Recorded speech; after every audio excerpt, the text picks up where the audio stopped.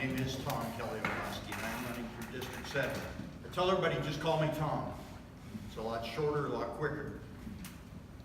I've heard all the other candidates in different districts talking, and I pastor a church, and one of the reasons that we got involved is my wife and I, because we're a unit.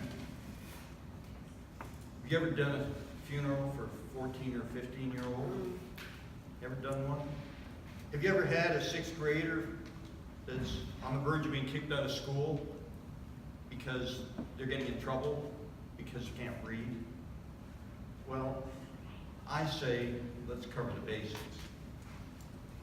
We can talk about improvement within Richmond County over the last few years, and there has been, no question. But are we covering the basics? We talk about the Cyber Academy, we talk about magnet schools, but what about the child that gets to 6th grade and can't really read?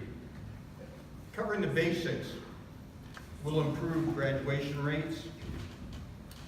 We'll look to igniting the student, their desire to learn, and certainly with all that, that'll improve the Board of Education. The results that we get statewide, compare ourselves to the state and around the country and see where we rank to see if there's room for improvement. Focus on basic learning skills, reading, writing, arithmetic, cursive writing even if need be. Help the kids. Find out why they're not doing what they could do. Certainly the teachers, I have teachers in my church, and they don't feel encouraged, nor do they feel supported.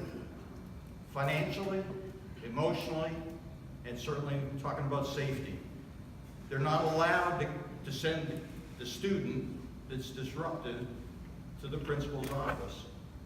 They're not allowed to send them to alternative school. They can't do those things. Well, how do you teach when you got to fight a disruptive student?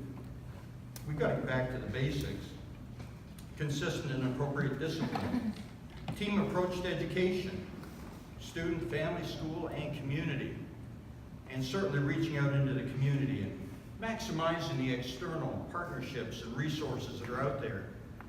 Quite frankly, if we have $1 million and we put it in a bucket, it's got a hole in the bottom of it, you're not going to use that $1 million the way it should be used.